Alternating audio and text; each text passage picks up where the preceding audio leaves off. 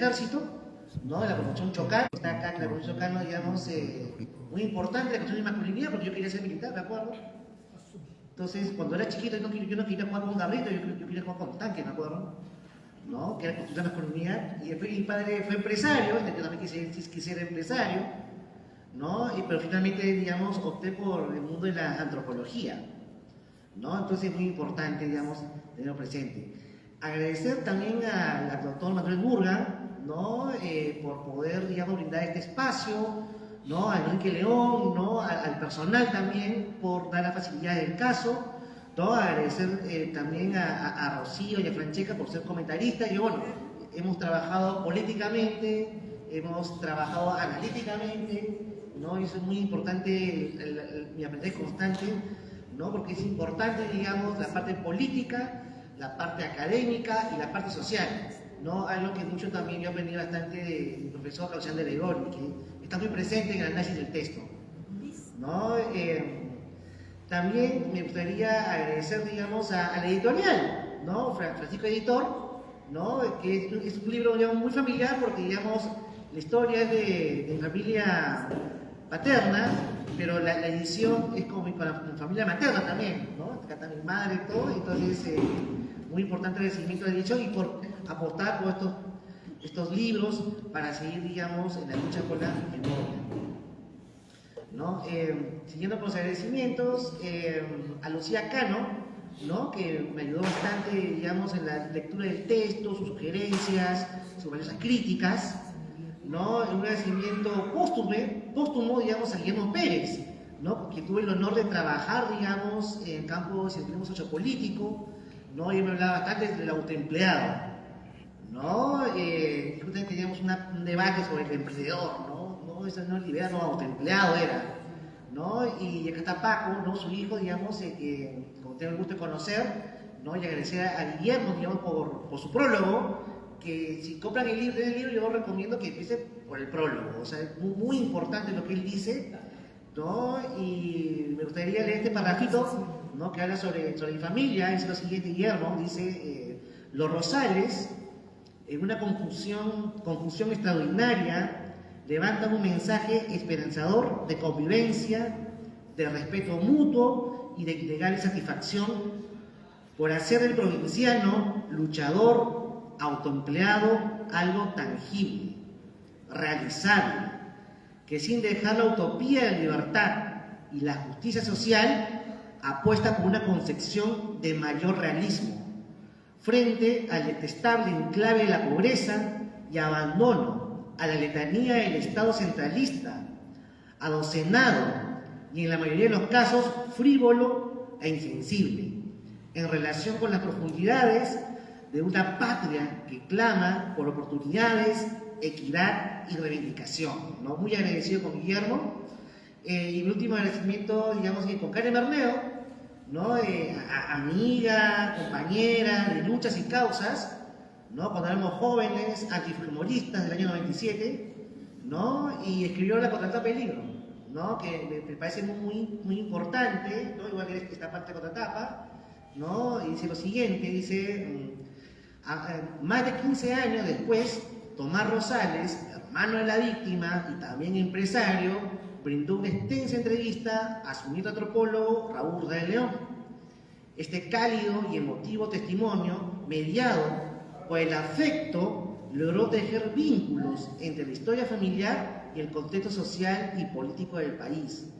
Es así como la migración, la pobreza, la ética del trabajo y las secuelas por el asesinato del hermano ponen en diálogo de manera muy humana la violencia política con la violencia estructural, ¿no? Y entonces agradezco, digamos, a Karen por hacer el trabajo, ¿no? De sintetizar, digamos, el texto, ¿no? Y bueno, y tenemos una cuestión de parte, digamos, esta segunda presentación del libro que lo hago con Francesca y con Rocío, ¿no? La primera, digamos, fue por temas de masculinidad y fue virtual, ¿no? Y la verdad que es muy diferente, ¿no? O sea, la ausencia de calor humano, ¿no? De ustedes, digamos, en una pantalla no tiene precio, no tiene comparación, ¿no? Yo creo que es muy importante.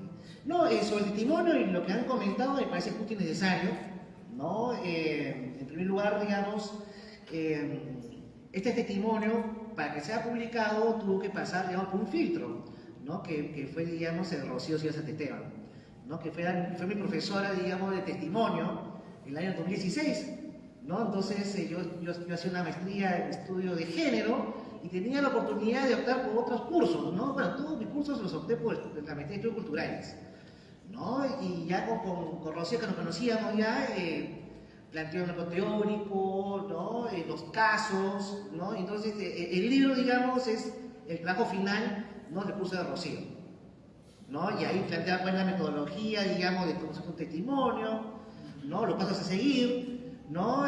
Bueno, la metodología, la verdad no la seguí porque el testimonio ya había sido hecho muchos años antes, ¿no? Entonces, pero abordé otros espacios como el montaje, el análisis, ¿no? Es un testimonio analítico, ¿no? Una parte es el testimonio de mi abuelo y otra parte el análisis, ¿no? Un poco sobre las omisiones de mi abuelo, será porque yo no le pregunté a mi abuelo, ¿no? Entonces, es de mi parte, mis sesgos androcéntricos también, ¿no? Planteaban, digamos, sobre la familia, el negocio y la violencia, ¿no? ¿Cómo me gustaría, digamos, repetir muchas preguntas de mi abuelo? ¿No? Digamos, esos episodios, ¿no? La historia de la familia, digamos, de mi abuela, de mis tías, ¿no? Pero como digo, fue un testimonio, digamos, muy al paso, ¿no? Pero que nos brinda, digamos, por dónde son las coordenadas para poder seguir construyendo testimonios, ¿no? Y sobre el tema de la ciencia del dolor, ¿no? Sí, yo de manera inconsciente, digamos, no lo había visto de esa manera, ¿no? Pero me acuerdo de Marita Hamann, ¿no? Marita Hamann tiene un artículo en un libro que se llama Batallas por la Memoria, ¿no? Y donde Marita Hamann analiza las audiencias públicas, ¿no? Y hace un análisis lacaniano muy importante, muy crítico, ¿ah? Y un poco lo que planteaba en la crítica que hacía en las públicas era, digamos, ¿qué quiere de la víctima?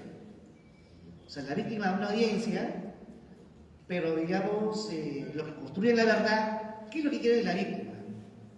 ¿No? Y lo que Marita Hamann plantea, lo que quiere de la víctima es el dolor, ¿no? Y la crítica que hace Marita es que finalmente lo que están buscando es el goce del dolor. Entonces, el escenario, digamos, de una audiencia pública es muy diferente al escenario de una conversación familiar, ¿no? El otro, ¿no? En una audiencia pública tú tienes que mostrar el dolor para ser creíble,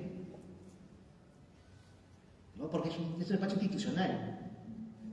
O sea, hay un ritual, ¿no? Es como que dicen la pollada, ¿no? Si no hay pelea, no hay pollada, ¿no? De la audiencia pública. Tiene que haber dolor para que sea creíble. Entonces, esa ausencia de dolor en el testimonio de mi abuelo, porque no había una audiencia, o sea, no había un otro que te escuchara. Fue una conversación fluida, pero el dolor está en la portada del libro. Porque esa portada del libro es de expreso del día, digamos, en la cual fue asesinado mi abuelo, ¿no? Y entonces esa imagen, digamos, una imagen, digamos, de incertidumbre, ¿no? Es una imagen, digamos, que puede cubrir, digamos, el dolor. Es un dolor que no lo puede tapar a través del discurso, ¿no? Entonces, en esa relación, digamos, familiar, ¿no? También está la relación del abuelo con el nieto. Y hay una parte del libro, que la recomiendo, que trabajo sobre la masculinidad, ¿no? Entonces, muchas cosas que se han encarnado en mí, digamos, es la historia de la masculinidad de mi familia, asociado, digamos, con el tema del transporte y el tema del fútbol, ¿no? Tanto así que mi tesis de maestría en estudios de género fue sobre fútbol. El fútbol con tecnología de género, ¿no? Con un participante, ¿no? Está muy encarnado ahí, ¿no? Y por ese motivo, digamos, la relación con el nieto, digamos, me viene a dar un mensaje. ¿Cuál es el mensaje que mi abuelo me quiso dar a mí? Que tengo que trabajar, ¿no? Porque mi carrera, digamos, como antropólogo, no es una carrera, digamos, que se vincule con el mundo laboral. No, que es bastante trabajo, pero en el mundo de lo cotidiano, digamos, un trabajo que estás en tu bus, vendes cosas, intercambias, el comercio, pero alguien que se dedica, digamos, a las letras humanidades, como que no sabe si tendrá futuro, ¿no?